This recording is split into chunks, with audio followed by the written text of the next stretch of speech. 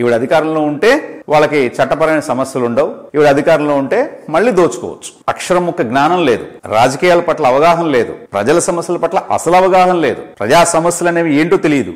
చాలా పెద్ద senior politician లాగా, చాలా పెద్ద ఎక్స్పీరియన్స్డ్ పొలిటీషియన్ లాగా ఆవిడ హావభావాలు, ఆవిడ ముఖ కవళికలు, ఆవిడ ప్రసంగాలు, ఆవిడ చర్యలు.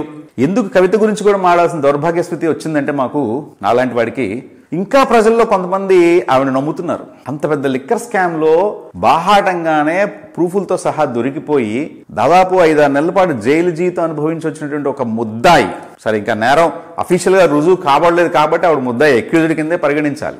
ఒక ముద్దాయి దాదాపుగా అంటే అనధికారపూర్వకంగా ఆవిడ ముద్దాయి, ఆవిడ నేరస్తురాలు, ఆవిడ నేరం చేసింది.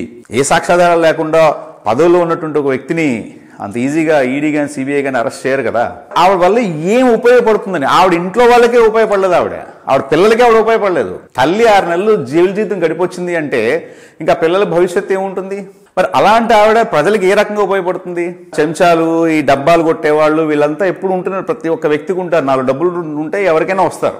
వాళ్ళని చూసి తెలంగాణ ప్రజలు దయచేసి మోసపోకండి. మీకు ఒక విషయం చెప్పనా, తొలి వెలుగు రఘు అతనెవరో నేను చూడలేదు, నేనెవరో అతనికి అసలు తెలియదు, ఇంకా అతని పేరన్నా నాకు తెలుసు.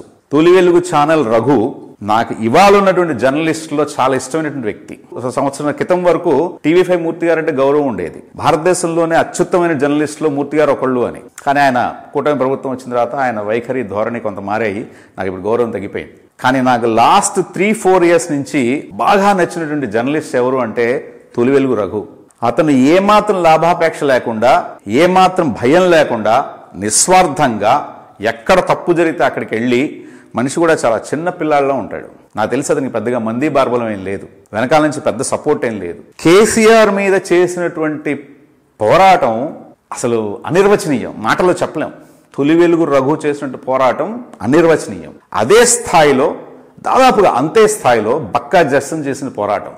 ఈ బక్కా జడ్సన్ అనే వ్యక్తి నాకు అనిపించినంత వరకు మళ్ళీ అగైన్ ఆ బక్కా జడ్సన్ అనే వ్యక్తికి నేను తెలియదు, దివాకర్ శర్మ అనేవాడు ఎవడో తెలియదు, అసలు అలాంటి పేరు వినలేదు వాళ్ళు. అతను ఈడీ ఎన్ఫోర్స్మెంట్ డైరెక్టరేట్ ఆఫీస్కి వెళ్ళి అప్పుడు అధికారంలో ఉన్నటువంటి వాళ్ళ గురించి ఫైల్ తీయించాడు అతను బయటికి. కొంత స్వార్థపూరితమైనటువంటి, కొంత పగా ప్రతీకారంతో రగిలిపోయేటువంటి తీన్మార్ మల్లన్న కూడా కేసీఆర్ దిగడానికి కారణం. వీళ్ళిద్దరిది 90% అయితే అతనితో 10% ఉంటుంది. వీళ్ళ ముగ్గురు దాదాపుగా కేసీఆర్ ప్రభుత్వం నుంచి, కేసీఆర్ మాయ నుంచి ప్రజల్ని బయటికి తీసుకొచ్చి, నిజాలు పూర్తిగా వాళ్ళకి అర్థం కాకపోయినా వీళ్ళు దాన్ని పదే పదే పదే పదే చెప్పడం ద్వారా, వీళ్ళ పోరాటం ఆపకుండా చేయడం ద్వారా కేసీఆర్ అనే ఒక మాయగాడి వల నుంచి తెలంగాణ ప్రజల్ని కాపాడారు.